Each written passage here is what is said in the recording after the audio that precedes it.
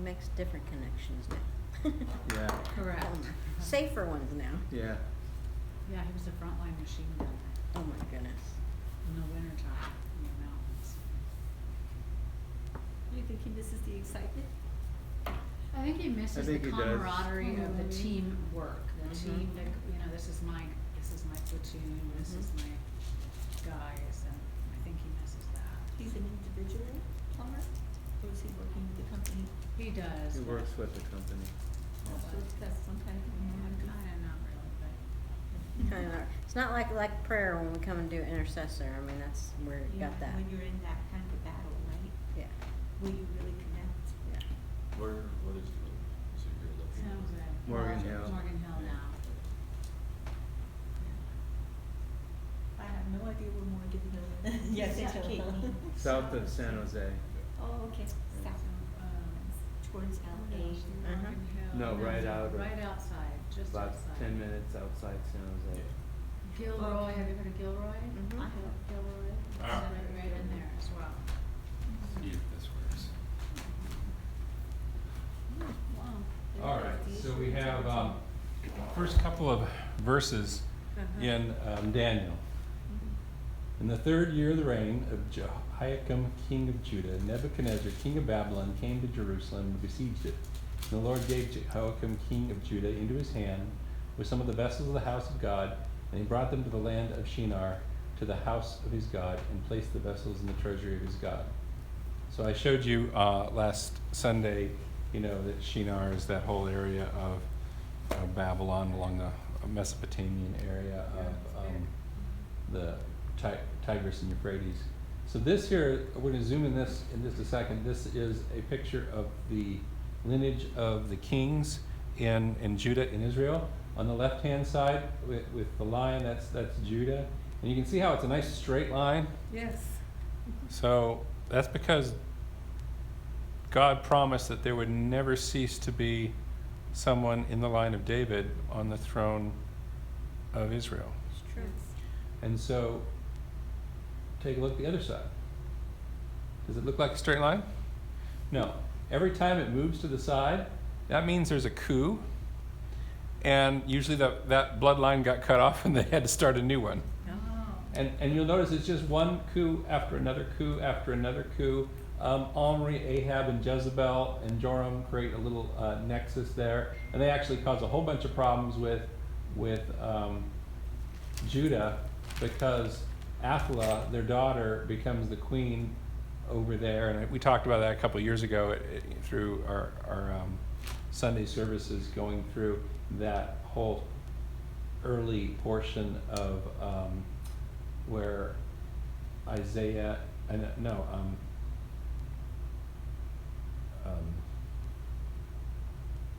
Elijah and Elisha are operating there from King Jehoshaphat on down through Ahamraz. And so we talked on the right-hand side. It was over in Israel, where you can see Jehu, that big long yellow line. That's where God selects Jehu and says, I want you to wipe out the line of Ahab and Jezebel, right? So God actually does that one and does a reset, and then that lasts for a little while. But then things go really bad, and it's at this point here where they get taken away to Assyria. So here's the zoom in on the top side. And so, like I said, this whole area here is all about, the prophets Elisha and Elijah, right? And it was, when you get to King Uzziah, when basically Isaiah begins his prophecy. So you're going to start to see that if you connect 1 Kings, 2 Kings, 1 Chronicles, 2 Chronicles with a whole bunch of the prophets, that all kind of fits together. So here's the bottom half. And we're going to be focusing here on Daniel at the very end, because you basically get down to this line at this point, and basically from Manasseh really screws things up royally. Big time. And we shared a little bit about that, how he was spreading, child sacrifice across all of is probably going on in the temple. I mean, just horrible. Ammon was not so good either, but not as bad as his father. And then he was killed by people in the palace, and his son Josiah at 8 years old takes over. Josiah does a great revival, and that's during, you can see there's all these prophets you got in your Bible: Micah, Nahum, Zephaniah. Over here on this side, Jonah's speaking to the whole idea of Assyria. Assyrians are becoming a bigger and bigger power, and that's the Ninevites. That's the Assyrians are their capital is Nineveh, and so they're really connected there. Jonah wants to have nothing to do with them. Where did that happen? When did it happen? The story of Jonah? Yeah, it happened probably a couple hundred years before Daniel. So I'd have to check what my numbers are. We got one number here, 721, so it's probably about 800 BC.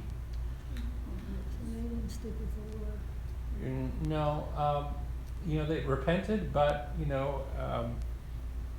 Syria is just they're a fairly godless place, and so it didn't probably stick for terribly long. But around this time of Manasseh, everything gets really bad. Nahum's talking about it, Zephaniah's talking, Habakkuk's going, oh man, what's going on here? And the northern kingdom over here has been taken into captivity, basically destroyed completely and wiped out and scattered by Assyria. So they're really, Hezekiah is super worried about what Assyria might do, and there's thoughts, hey, let's go ahead and create a treaty with even Egypt or other enemy to try to protect ourselves from Assyria and stuff.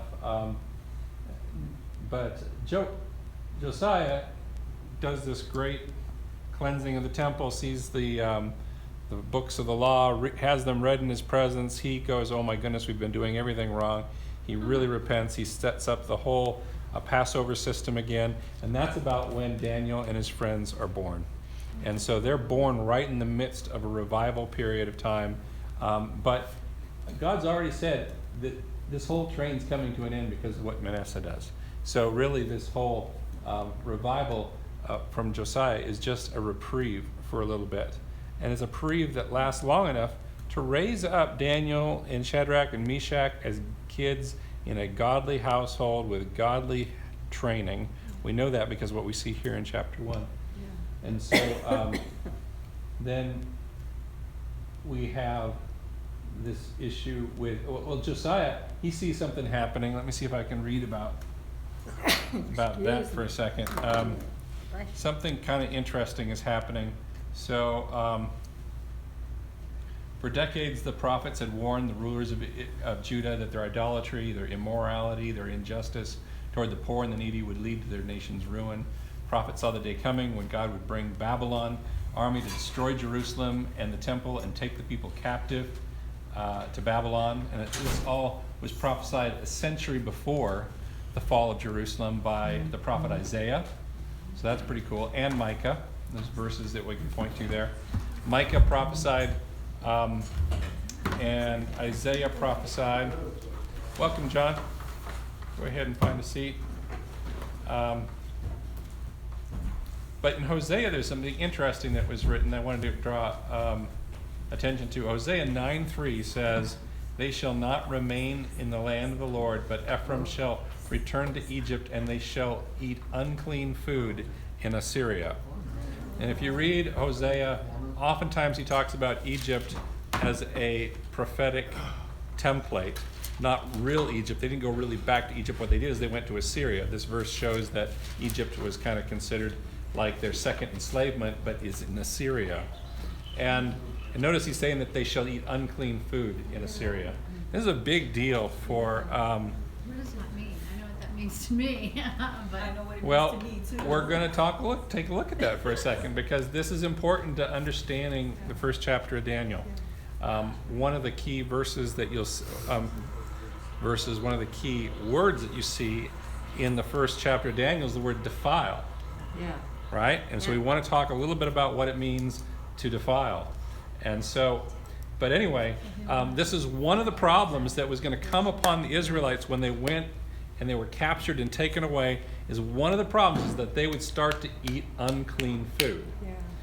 Food that was not prepared in the kosher way that God had called them to do, and that was going to be it was going to grieve their heart, because they that's part of their Culture. well, not just their culture, the commandment of the Lord for Yes, them yes. is to do this, and the fact that they can't do it really creates a place of tension and anxiety for them. So I wanted to show you that this first happened to the north. Now, most people in the north, they were in the north because they didn't really care about God's laws anyway. But the prophet explains that you're now going to be taken to a place where you don't get a choice to eat clean food. All right, so I think I talked about this other stuff.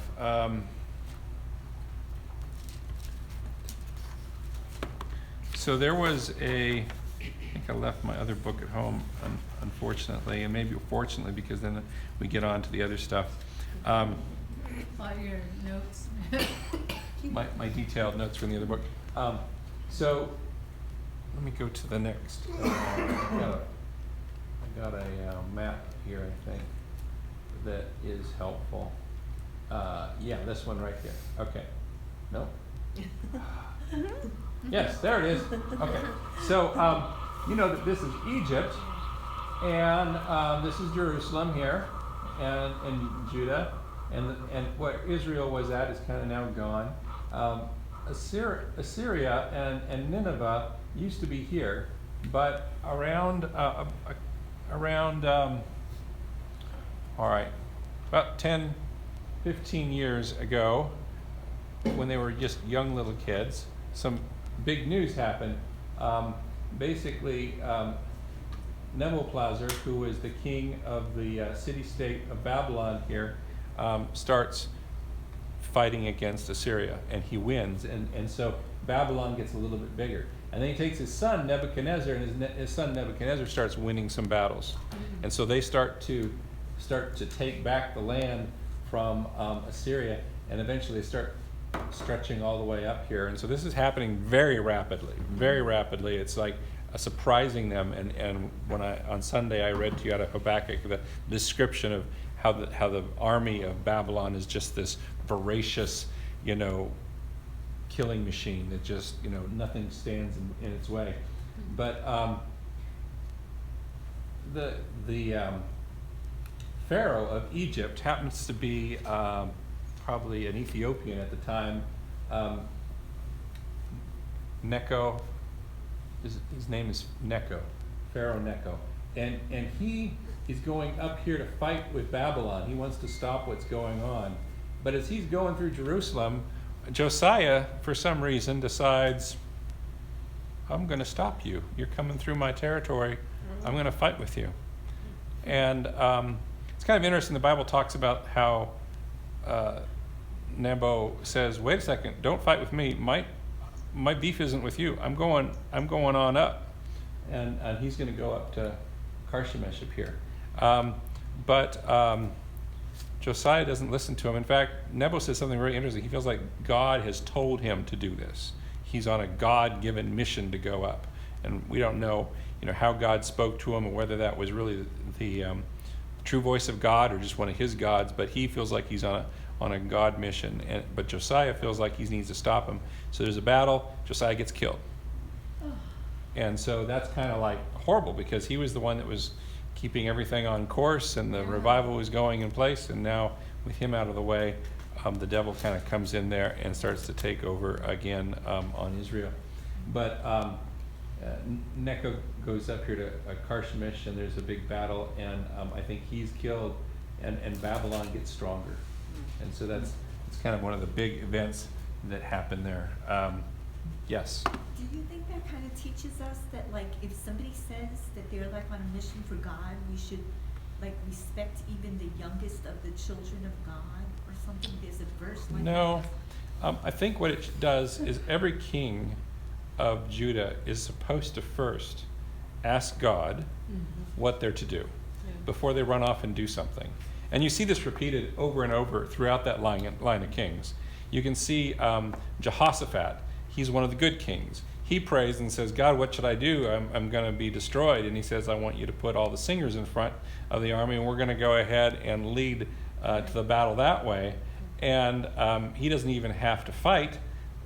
God does the fighting for him, and they win the battle without even raising a sword. Right. But other times, even good kings will just rashly go ahead and go, you know what? I'm going to go ahead and make this treaty, or I'm going to go out and do this battle before they ask the Lord, and horrible things happen. And so God wants everyone, even us, to ask him before we go off and do something, before we assume. So he could have asked the Lord, God, is this guy telling the truth? Is this real? And if it was real, God would have told him. If it wasn't, God would have told him how he wanted him to win that battle. But he didn't. And so I think that's the real answer, is not that anybody who claims to be on a mission from God, because Muhammad was on a mission from God. Still is. And so he obviously was listening to demons when he received the Quran. So there's discernment for us is to go to God. God wants us to ask him what to do. Yes. So, but good question. So anyway, we have here in Jerusalem this big change in, unfortunately, Josiah dying, and now the Babylonian Empire is shifted and it's become in control. And so that's a big deal. That's what I really wanted to show you with all that. Sometime I'm going to show you a picture of there's a map of the world that goes through every year, and you can see each of the kingdoms that grow and fall and grow and fall. And what's happening right now is a really wild thing, because the Assyrian Empire got really big. It was in that area, it was the biggest empire that had ever come up. They owned everything, and now rapidly within a year or two, it's just shifted. It's suddenly Babylon, and they're in control, and it's going to shift again. But it starts to shift based on what God is wanting to do. God's making it real clear through the prophets that he says, I'm the one that builds these nations, destroys these nations, and causes these nations to do these things. They think they're doing it for themselves, but I'm in charge. It's a really important feature for us to know. Was there another question? Yeah, I kind of was wondering if you could make a comparison to a country or a people that are like the Assyrians were back then. Yeah, Syria. Because you said that Assyria was like a country that was godless, that they didn't understand God at all. So what country would be compared to them? Well, I'm saying godless, but they all had gods. If you study their gods back then, they have gods that they worshipped. They would be, we're going to learn here with Daniel going to Babylon that one of their chief gods was Bel, or Beelzebub, which is the prince of demons, Lord of the Flies. Lord of the Flies. So you have, No. that's not related, but it's only by the title is it related. What's going on with the flies? Well, it's just the name of, so when you translate the name of Yeah. Beelzebub, it means Lord of the Flies. Bel is Lord, and Zebub is flies, and it was a name for one of the demonic entities over one of the countries that was the enemy of Israel. So Yeah. anyway, Death. all of I had a the bunch of flies bothering me at lunchtime. all of the foreign gods, Get thee behind me, Satan. all the foreign gods are demonic in nature. That's the nature of the battle, is that that Satan is trying to distract and kill and destroy and remove people from the one true God. And so that's what goes on. And people are attracted to power, and the devil likes to tempt him with power. And so that's why there's these gods. The whole Old Testament's full of amazing stories of God showing his power over every single demonic god that the Israelites come across. So we'll see that again here in Daniel. Anyway, where was I? let's talk about Daniel chapter 1. Daniel chapter. Thank you. That's where we have to go. We got the first two. So, Verses 1 and 2.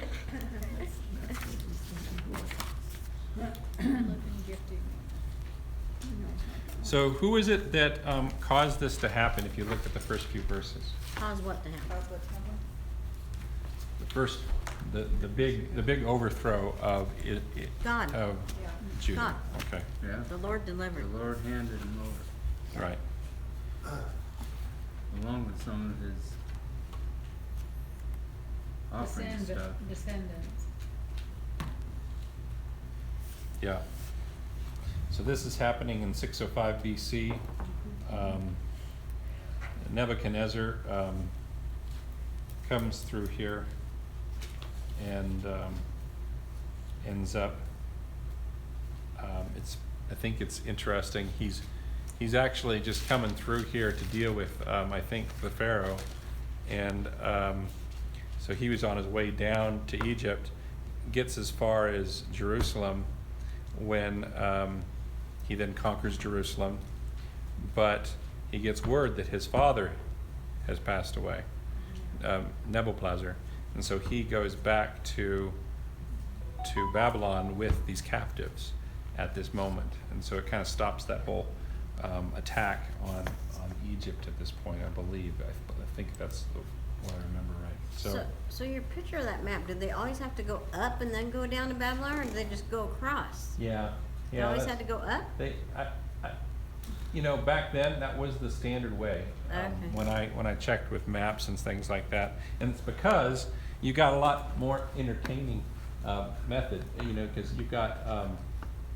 you've got the Tigris and Euphrates going through here, so you got water and civilization and trade routes and all that kind of stuff. You got nothing but rocks and gravel and heat and nastiness going this way. No water, no food. Okay, all right, that answered my question. You gotta take a look at the Google Maps of And that we know the area scenic route. to really appreciate it. Yeah, it's like all desert. What is Assyria like today? Rocks and desert. Oh, Some of the pictures you saw of Afghanistan and stuff, it kind of looks like that a little bit, if you've been watching the news. And different places are like, different, but Assyria is one of Israel's enemies today. Syria. All right, so did anybody, I wish I had my other book with me, but does anybody have any, says glance in page number 16, number 4, glance through the pages of Daniel and briefly scan each chapter. What are the overall impressions of the book, including its structure and themes? Does anybody have some thoughts on that? 16. Yeah, page 16, verse, question 4. The character of Daniel, his character, he was bold and committed to God and devoted. I mean, wholeheartedly devoted. That's right. The whole book seems to be about righteous character, isn't it? Yeah. We'll look at And that. he's faithful to God. I mean, he just doesn't compromise. Okay. Well, yeah, he has a spirit of excellence, even when those around him don't. Right. It was integrity, just like we were talking about. Integrity. He didn't change. He knew it was right and wrong. There was no in between. They had no commitment or respect or visions. Okay. I like that down there.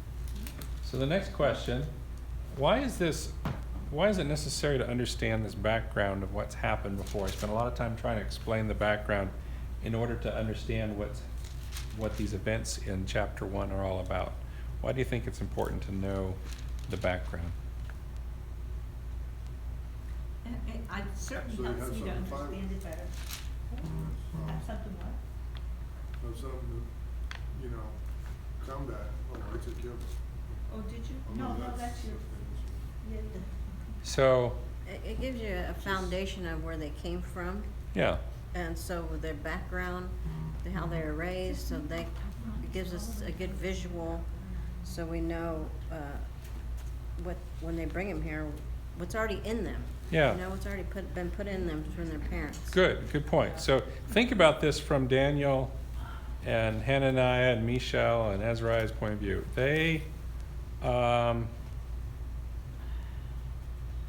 They're about 16 years old.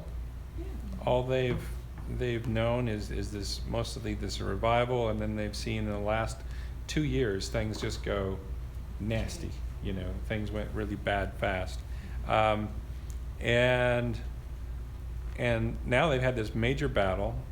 Everything that, I mean, there were hundreds of years of history, like 400 years of history here of kings, and before that judges, and Judah has never been taken out. They have a promise from God that there'll always be someone in the line of David on the throne, and now they're herded up like cattle. Is that they figure there's about 50 of these youths, according to history that we know, that were taken at this time. This is the first of 3 major hits in Jerusalem, the last one completely destroying Jerusalem, and captives being taken each time. And so think of the hopelessness that these youths probably have. And that's a long way to Babylon. We're not talking just a little way. It took probably a couple months to be taken back there. And now they're completely isolated. They have no family, no friends other than themselves. And worst of all, this relationship with God that they've established, it seems like, they're supposed to pray at the temple. They're supposed to have sacrifices. They're supposed to have the Passover. They're supposed to have all these things. They've never had to deal with what that looks like in captivity. Now Jews, have dealt with that, for thousands of years, and they kind of know what it looks like to live outside of Jerusalem, but they've never had.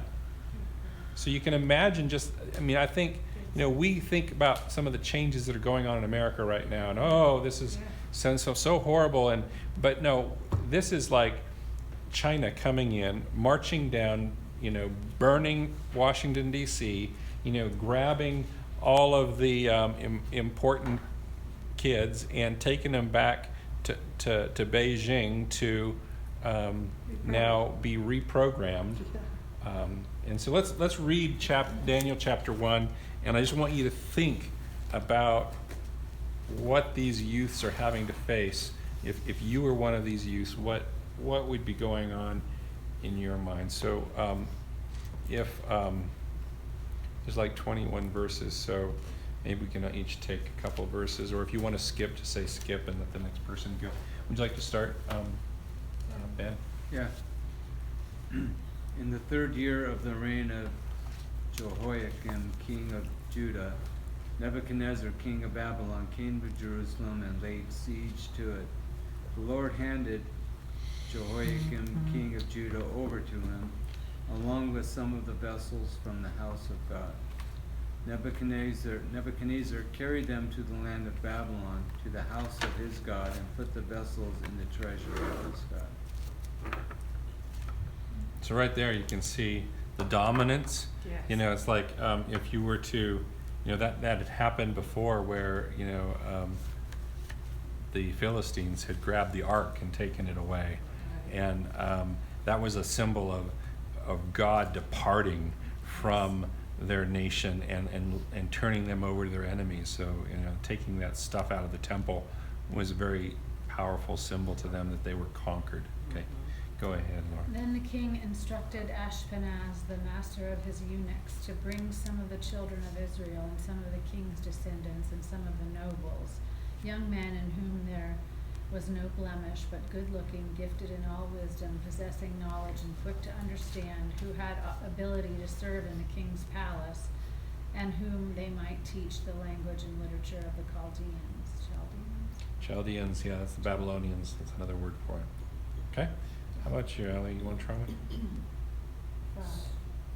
The king also gave orders that every day they were to be given the same food and wine as the members of the royal court. After 3 years of this training, they were to appear before the king.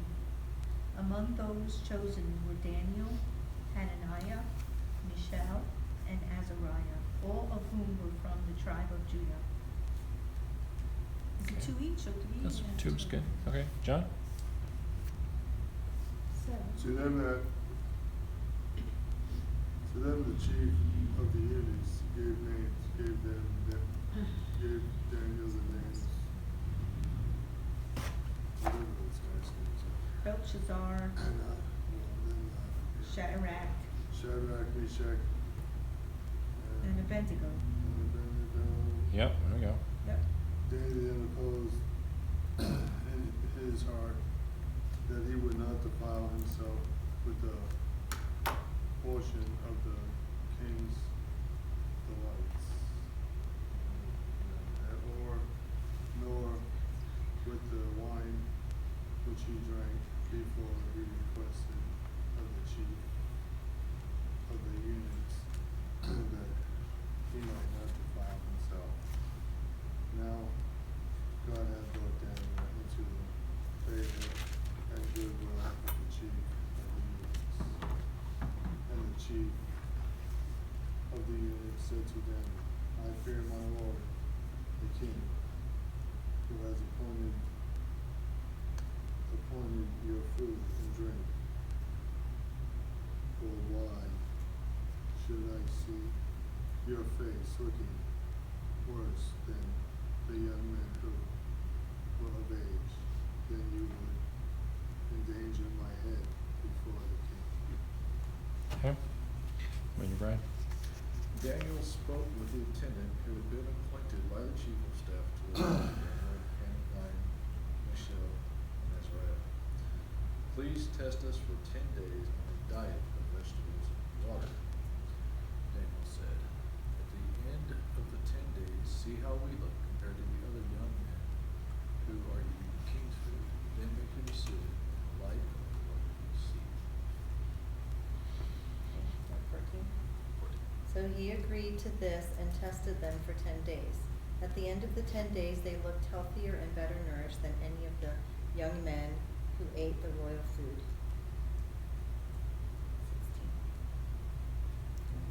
16. So the steward took away their rich dainties, and this is the Amplified, excuse me. Okay, so the steward took away the rich dainties and the wine they were to drink, and gave them vegetables.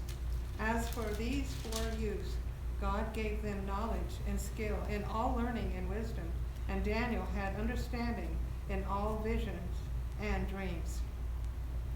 Is that enough or do we? Yeah, that's good. Judy? At the end of the time, when the king had commanded that they should be brought in, the chief of the eunuchs brought them in before Nebuchadnezzar. And the king spoke with them, and among all of them none was found like Daniel, Hananiah, Mishael, and Azariah. Therefore they stood before the king. 20. In every matter of wisdom and understanding about which the king questioned them, he found them 10 times better than all the magicians and enchanters in his whole kingdom. And Daniel remained there until the first year of King Cyrus. Okay. So,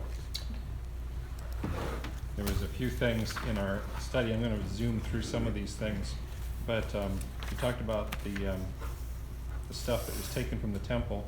Why were their names changed? And what was the significance of that, do you think? Yes? When they had their original names, they were dedicated to God. They were godly names. But when they were put into the Babylonian, they wanted to give them other names to change their identity. Yeah.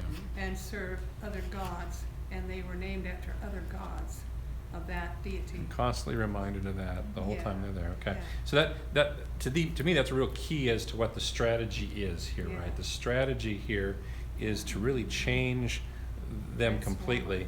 They might have been Israelites when they came, but now they're going to be Babylonians, and they want them to be completely Babylonian, so that all the other Israelites who would look up to them, because these are the brightest, the most talented, the most beautiful, all that, they're going to look up to them, and it's going to be that much easier to control the Israelites, because they have their leaders now serving and converted. So it's they're very doing much about They're doing the same thing that our universities are doing today. exactly. You Yeah. go there, you get to pick what name Exactly. you want, what sex you want to be, be Mhm. identified. Right. Then you get to learn all their ways. So Self that will run when you go- riot. When you get out of school and go back to the world, you get to inflict your corrupted view on everybody else. So they really don't have much choice, right?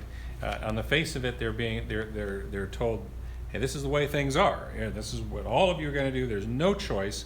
They're not like door A or door B. It's like this is it, or the alternative is probably death. They don't know. This is interesting that it's brought across to them as if it was a health mandate, right? Right, and you know how powerful a health mandate is, right? You have to do this if you want to be healthy. You're going to have to do this. If you don't do this, you're going to get sick, and I'm going to get penalized for it.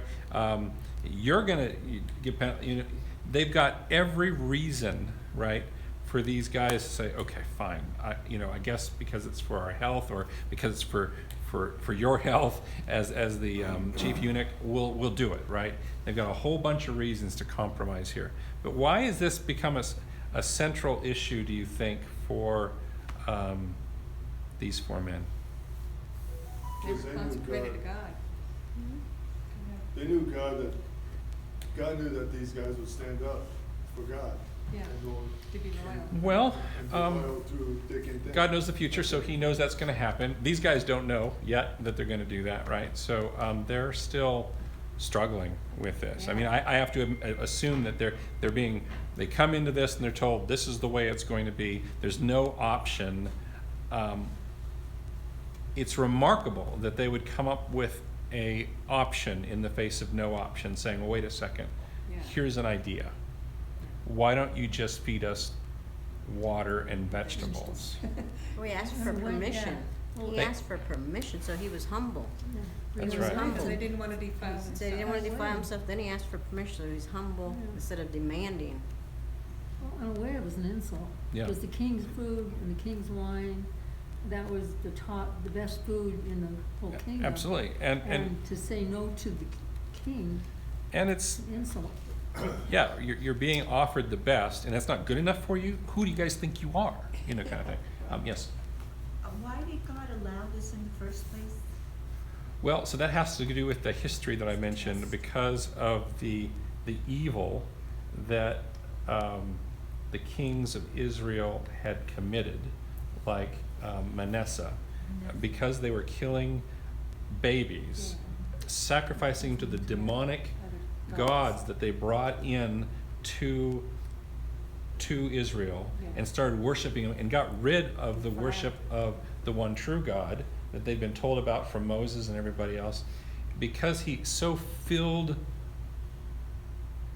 Israel with that innocent blood. It says, he says, your time is up. You will be punished. There's also something else we haven't got to, we won't get into it today, that has to do with the fact they had been skipping the 7th year Sabbaths. Oh, yes.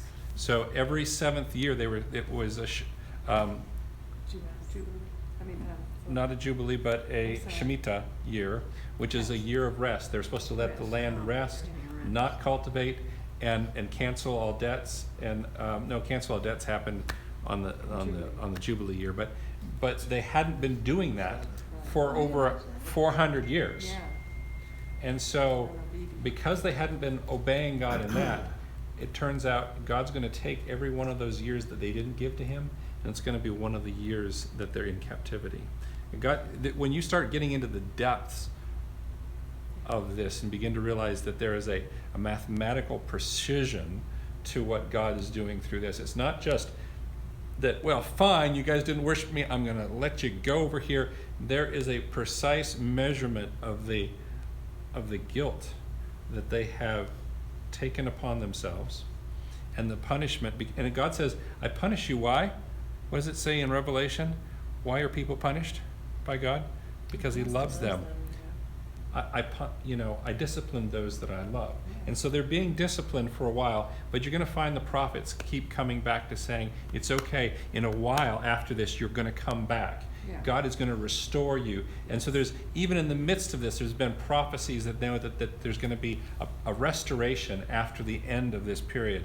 And so Daniel and his friends might even know those prophecies at this point too, because those were some things that had been mentioned by those other prophets that I talked about. So that's why they're going into this. But it's even greater than that, because you're going to see as we go through Daniel, it's now going to become, he's taking this nation that was so introverted, all about themselves and what they could get, and he instead gets them out here into Babylon, where they have to be a witness to the Gentiles, and they begin making God's name great amongst a huge empire, which would never have happened had this not happened. So God's glory, God's purpose is all in here, but in the midst of this, you see Daniel, and they would have just been devastated by what has just happened, right? So I just want you to see that they have to have faith that God is bigger than what they're seeing right now. And that's the lesson for us as we see everything happening around us, that as bad as it is, if it gets worse, it's okay, because God is bigger than all of this, right? And he's got something more amazing than we can imagine in store for us.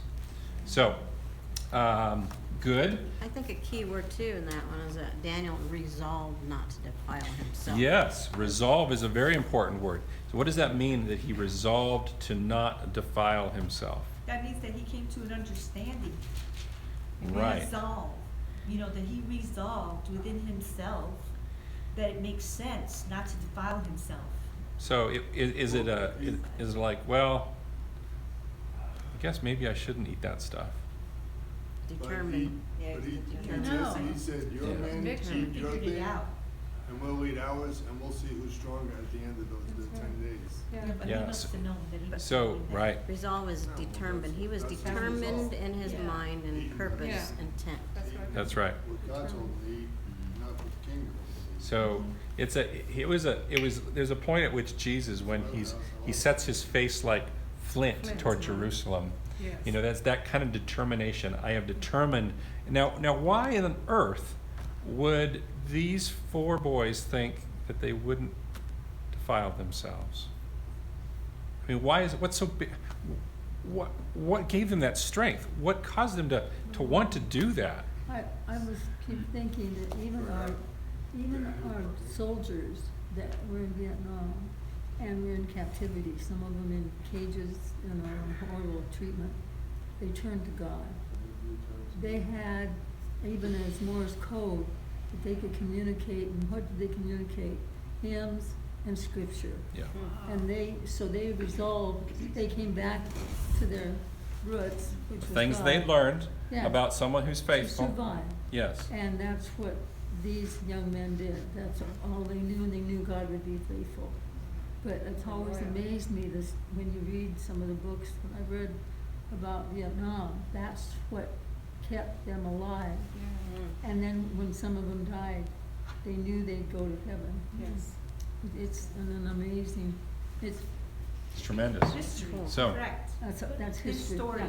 But I was trying to His figure out truth too, marches on. why do they not wanna eat? What's the importance of not eating the food? It's a whole then? Jewish thing. So let's take a look at that Jewish thing, because that's Yeah. really a good question, and I think that's what it comes down to. What we So, need to learn. defilement is kind of like To be healthy. dirty. When you get defiled, you get Bottom line. dirty. But they're talking about spiritually, right? Not physically? No physical. No, for them it's almost a physical thing. So Leviticus 3, 16 through 17 is an interesting thing. There's a whole bunch of dietary laws in Moses' law. What did you say, 10 through 15? Leviticus 3, 16 and 17 is interesting. It says, the priest shall burn them on the altars, talking about the pieces of this offering, on the altar as a food offering with a pleasing aroma. All the fat is the Lord's. It shall be a statute forever through all generations in all your dwelling places, that you eat neither the fat nor the blood. So in the sacrifice process, they would cut away the fatty portions, and they would burn that on the altar, and they would drain the blood completely. Those things were very important to them because of the cleanliness laws. And so and that's something that in the king's palace, they would have been, fat tastes good. That's, some of the things that they would probably have done. And so the idea is that they were not allowed to eat these things that were not clean. They couldn't eat fat, and they couldn't eat blood? Right. Okay, got it. But there's more to it than that. That's just one verse. And then I'll take Ezekiel 4, because remember, Ezekiel's one of the prophets that gets at the same time of Daniel, and he goes to Babylon eventually as well. And he said, the Lord said, "Thus shall the people of Israel eat their bread, unclean among the nations where I will drive them." Then I said, "Oh Lord God, behold, I will never defile myself. I have never defiled myself. From my youth up till now, I have never eaten what died of itself or was torn by beasts." So that's another thing, no roadkill. You can't eat roadkill. "Nor as tainted meat come into my mouth." So tainted meat would be meat that had been killed improperly and Still have blood in it. right, and unkosher. So there's certain kinds of animals that didn't have cloven hooves and didn't chew the cud. That these things were not allowed for them to eat like pigs. So he then said to me, "See, I assign you cow's dung instead of human dung, on which you may prepare your bread." So Ezekiel was very prideful of the fact that he was remaining pure and undefiled to the Lord by the way he was eating, and yet he recognized that the Lord was saying, "No, in this captivity, you're going to be called upon to, be asked to, compromise on that."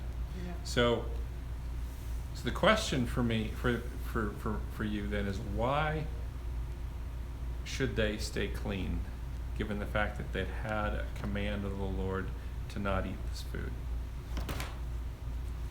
Some of the reason was for health. Huh? Some of the reason was for health, because the laws that God gave them about food. Yeah, they probably don't. They probably don't know any of that. I mean, we know about that today. We That the do today. laws that they Yeah. had ended up providing a huge blessing to them because it protected them from so many diseases. Well, isn't it an outward expression of them honoring their God in their ways? Yes, yes. Now, there's two ways you can do that. Now, Jews in Jesus' day, the Pharisees, we're gonna do all the stuff in the book, make the checklist. We're gonna do, do the tassels. We're gonna do all. They had the external appearance of all these things. So was this what they were doing? Were they just saying, well, you know what, we're just gonna keep ourselves pure by not eating bad meat, and that's the way it is? I think it would weaken their willingness to stand firm for God if they started eating the king's stuff. Absolutely. Now that's the hidden benefit here, because they're going to stand firm on this. The whole indoctrination process that the enemy has planned for them unravels, because now they're separated. They don't eat with these other people. They don't fraternize with them. Now think about it. These are 16-year-old youths. Yeah. You want to be accepted more than just about anything else, right? You want to have friends. You want to be, and they've made a choice to do something that is going to isolate them, Yes. and that isolation is going to save them Yes. from that indoctrination process.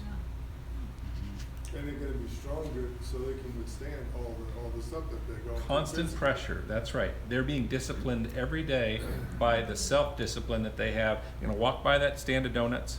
They're not going to get those. Yeah. I succumbed to that one today. Okay, I had a donut today. Whatever it is that you're trying to resist, right? You get stronger as you build that up daily, and so they're being taught by the Lord to be strong. But I believe they didn't do it simply because I'm a Jew and I don't eat non-kosher meat. I believe these boys are actually doing it because they know the living God. Yeah. And that is the distinction I want you to see today.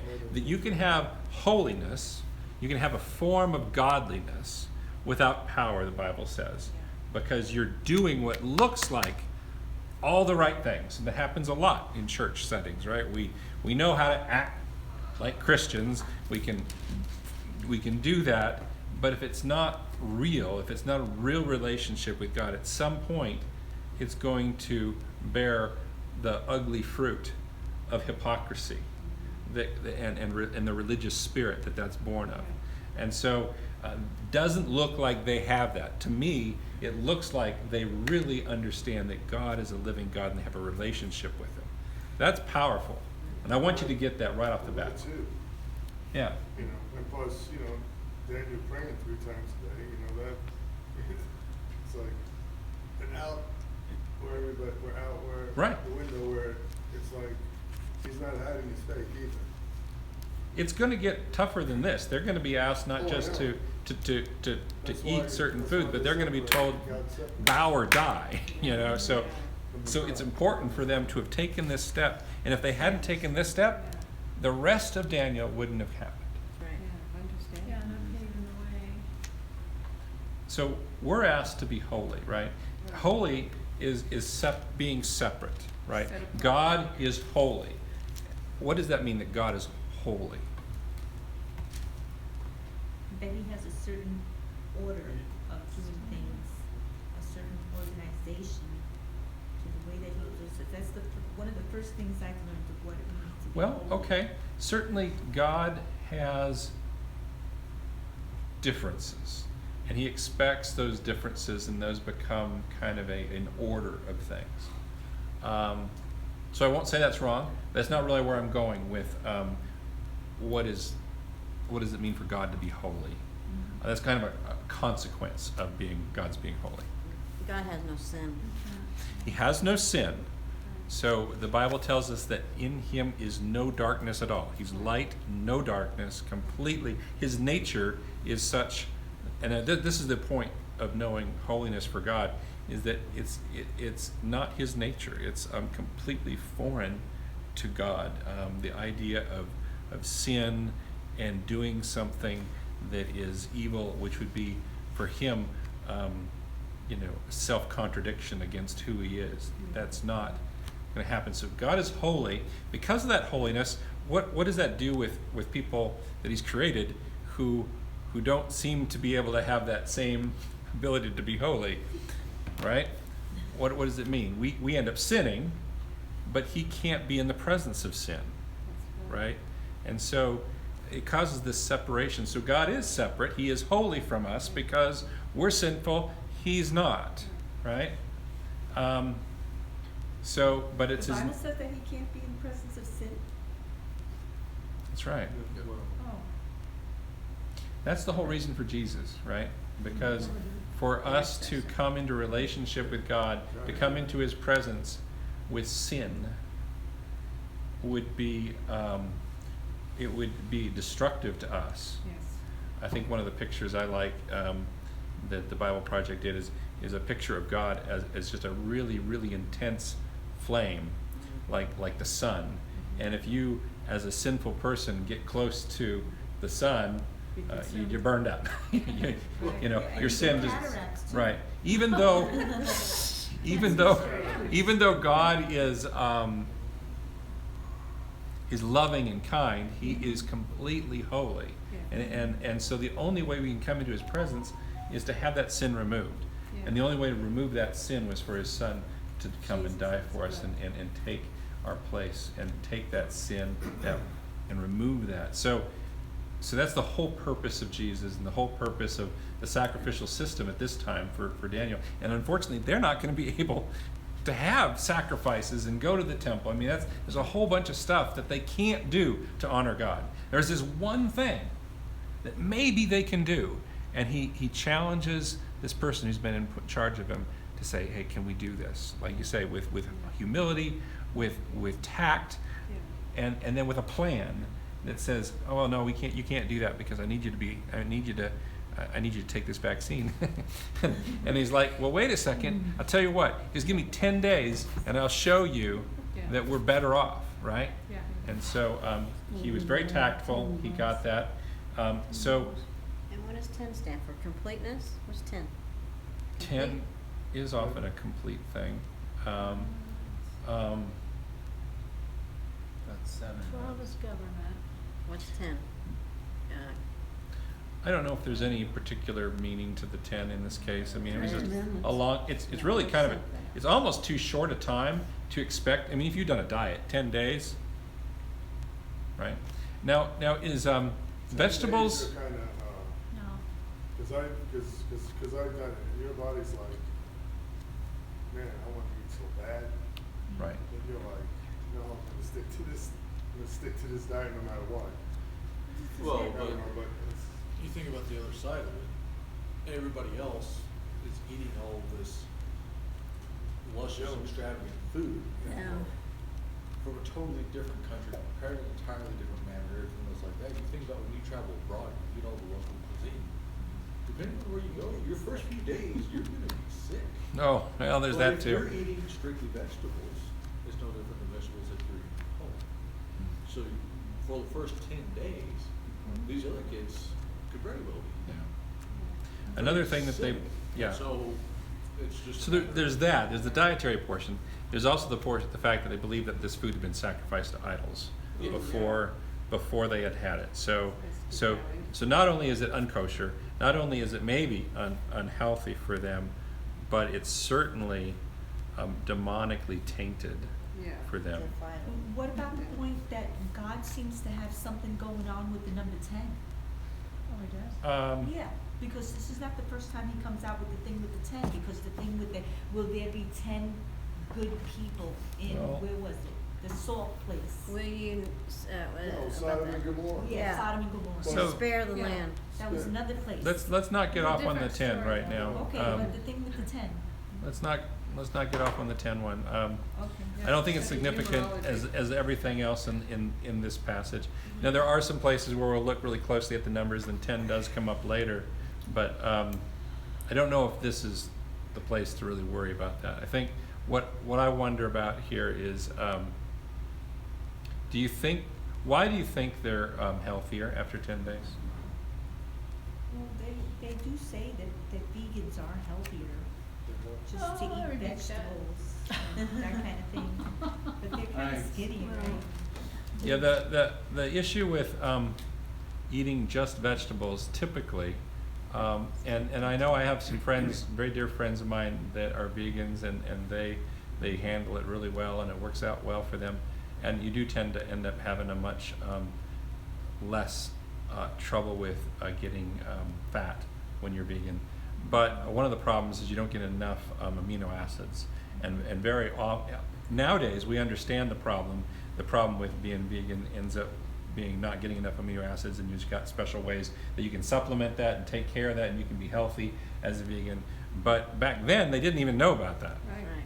and so I'm flabbergasted that they would be stronger, given the fact that they wouldn't have had those amino acids, and they wouldn't have had the ability to have enough protein. Didn't But God God. just do But that? God. Yeah, But God just God. wanted him to God. separate. God Yeah. initiate, I don't think in the condition that they were, considering if they walked all that way, I'm sure they didn't have them riding camels, and what their diet might have been on the road.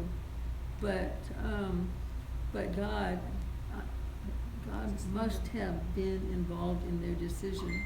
Especially after 10 days. So think about it, even if it was So- the perfect ultimate diet, It's God. 10 days isn't enough time to really, show enough, greatness. So it had to be God, right? Obedience Yeah. Willpower, Obedience. willpower, Obedience willpower. and blessing. supersedes Yeah. all that, because God blessed them. Yes. And he was making a point to the eunuch.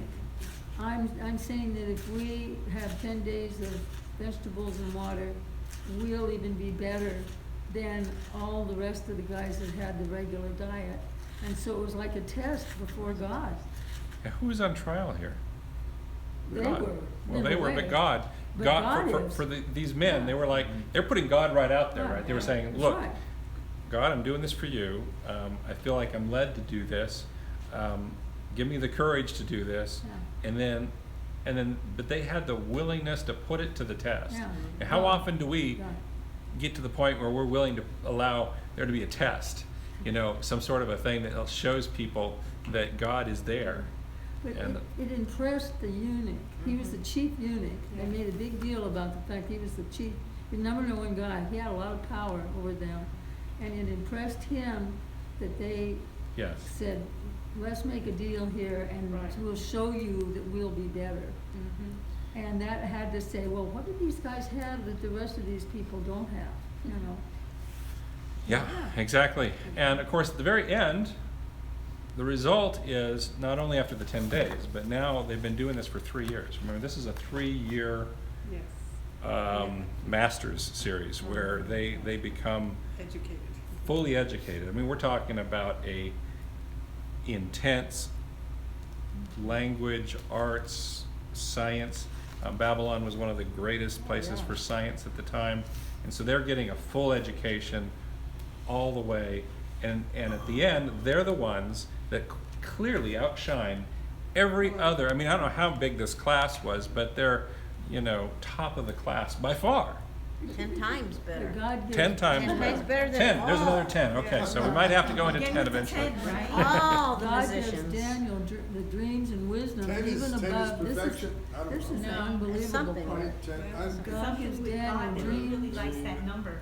and Doesn't matter. visions Numbers don't and matter. everything Well, over. I've They received actually my do in the first Bible. Hang on, experience we're with listening. God at 10 years old. We're listening to Judy. No, God, the big thing that is amazing One of my here, first things at all prayer. these magicians and soothsayers or whatever he had at court Chanters. had the whole 9 yards, magicians, you name it. They had a history with the king and with this eunuch of respect, but it says here that God gave Daniel and the more wisdom And understanding. and visions and astrology, which is the education in the stars. Yeah. Right. So astronomy. he Yeah. gave Daniel, after 3 years of education, where these guys were that way in the court for a long time, he's better than all of them. That's right. Yeah, I'll point out here something that Chuck Missler, when you hear his presentation of Daniel, points out is that the astrology that they're learning here is not the stuff that we know today, which is the crazy horoscope stuff, and they're not figuring out how to It's the write position of the horoscopes stars. and junk Yeah. like that. This is much more of the traditional scientific astrology kind of stuff. Position of stars and planets Yes, and how right. they. And it's not Well, that's necessarily How they That's It's the interact. astronomy, Yes. not the astrology. that, Yeah, well, there for you go. today's definition, yes, Yeah. it's that they're not learning as much of that astrology, which is, how a particular star governs, or controls, your love life. But the more of the science of this. So Right. so that's important to recognize. But certainly, they're also being immersed in the demonic culture and everything else, and they have to stand strong. And apparently, they do. But I want to just ask the question. This is the focus. I know I'm getting a little late here, but I'm okay. I hope you guys are for a minute more. Here's how we know it's not about the diet. Okay, the diet is interesting. We all look toward the Daniel diet, and people talk about the Daniel diet, and but look at what Jesus says in Mark chapter 7. Okay, because this is where he really lays it out. Mark chapter 7, verse 14. If you want to take a note or look to it, Mark chapter 7, verse 14. And Jesus called the people to him again and said to them, "Hear me, all of you, and understand, there is nothing outside a person that by going into him can defile him." Isn't that what they're worried about? Yeah, yeah. This is what Daniel and Shadrach, Meshach, and Abednego are all about. But the things that come out of a person are what defile him. Wow.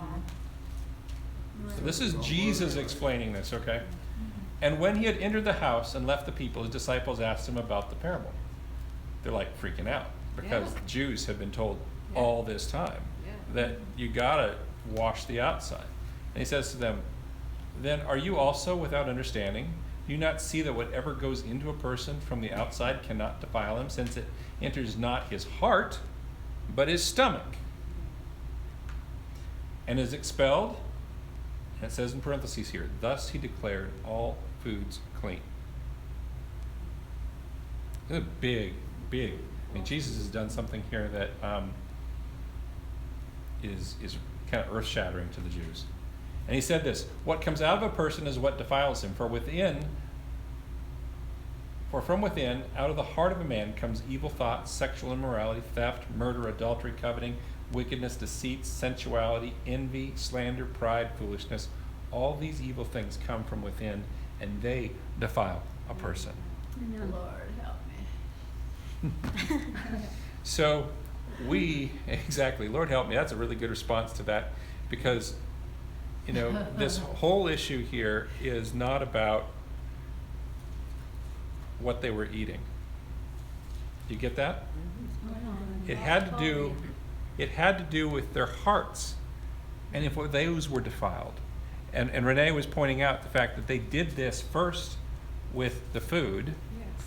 allowed them to keep their hearts, and kept them separated from that heart, that attraction that they were going to get if they were at the king's table and becoming rowdy and entertained and full of, connected with all those other people. They would have succumbed in their hearts to that, but they stayed true and didn't defile themselves. They remained focused on the Lord, Yes. and that was what enables the rest of Daniel to happen. Amen. So do you see that? Yeah. That it's not about the diet. For them it was important because they were living under the law of Moses, and so they recognized that law of Moses was at least the one thing that they could somehow follow God on and show God. But there were so many other things they could not do anymore. And so all they had was their sincere heart before the Lord to love Him and to serve Him and to not let their heart be defiled. Exactly. And that's what makes Shadrach, Meshach, and Abednego, and, I should say Mishael, Hananiah, and Azariah, and Daniel. You The- can say the those people. better than you can say the other ones. I don't have the song for it, right? I John, only learned write the the second song. Hananiah, Mishael, and Hannah, Azariah. See, I'm gonna have to work on that. I Oh, wrote I a just song looked today. up 10. What's that? I did write a song today. 10. You got the answer for 10? Yeah. To me. Number 10 in the Bible is a symbol of perfection, harmony, See, and creation. It is also a number of integrity, discipline, laws, and wholeness. The phrase "God said" is repeated 10 times through Genesis. This word is reflected in 10 commandments as well as that symbolizes the ultimate law for any person to live by. Okay, ultimate law 10 to live by. commandments, then All right. interesting. I knew it was something. But Yeah. that's the main point of this chapter, I really think, is for us to understand that heart of integrity. It's not bowing the knee to something else, but focusing on the Lord. So, In the So, midst Lord, of pressure, because we And will they have were pressure. examples to the rest of temptation. the Jews, right? Yes. Too? what's that? They were examples to the rest of the Jews that were captured. Yes. We don't get to see much about the example that they were to the others. Well, yeah. So I don't know. Certainly they're an example to that class that they were part of. Here they stayed different. They did strange things. They had this different God. And at the end, they were all way better than these other guys. Now, unfortunately, these other guys are also going to probably graduate. And they're going to be the ones that are like gunning for them a little bit later. They're very jealous of these two. Oh, yeah, Yeah. jealousy, yeah. So it's not going to Entrapment. be, yeah, Yeah. entrapment, yeah. Yeah, Oh, yeah, you'll see it. oh, yeah, So anyway, I took you a little bit long. I'm sorry for that. That's all right. it's all good. No problem. Great Bible study. Well, It always goes fast. and there's a lot of stuff we didn't cover, but if you've gone through the book, you probably got it all. So Oh, yeah. And all, I like the word all in All. there, all. Oh, Well, one thing about the Okay. vegetables back then is that the land was Yeah. a lot different. The nutrients were a lot different. That's right. Well, they get nutrients. Well, Adam and Eve, they ate from the fruit and the trees and everything. yeah, they were vegetarian until the sin happened. Yeah. So there's not necessarily a problem with being vegan, I don't think, but I don't think it's necessary to necessarily say this is the ultimate diet either. It's just because that wasn't what it was about. It wasn't Right. about the diet. It was about the heart That's why we say and the before the blessing. Lord, right? And the defilement of their heart. That's why we say the blessing Bless us food. before we eat. Oh, I yeah. think Yeah, that, no I think that bacteria makes a gets difference, here. you know? Well, that's an interesting thing. We don't have time for that probably, but when you look at the New Testament, there was a real controversy that happened in the church about food sacrificed to idols, this very issue. Right, right. And it became clear from Paul that it was that because we serve the true God, it doesn't matter anymore whether or not food is sacrificed to idols or not. We have such power in Christ that we say thanksgiving and dedicate our food to the Lord, and it, Purifies it. yeah, there's something powerful about that. There's I a believe that. whole teaching we could do there, but I believe that. but Daniel and his people, I think, got that blessing by saying, God, we want you first. We're putting you first. So next week, we wanna read this next coming week, we wanna read Daniel 2, and then we talk Yes. about it, that's how you. Yeah, that's how we're gonna do it. And I think every week there's so much more. I will try to do a little bit of teaching just to give you some of the background of some of this other stuff that might not be covered here. That we're gonna have to start talking about this whole issue of Oh, the don't touch it. the 70s. Touch it. Touch what? Don't touch it. Oh, Oh, yeah, don't touch it. Don't touch it. Don't touch that statue, that's right. She doesn't want, It's just She was because supposed to put it away. It's it's an so incredible delicate. piece Yeah. of, it's really delicate. Yeah. If it fell apart, she would cry. Don't touch it. If it fell apart, she can't put it back together, it was all in little bags.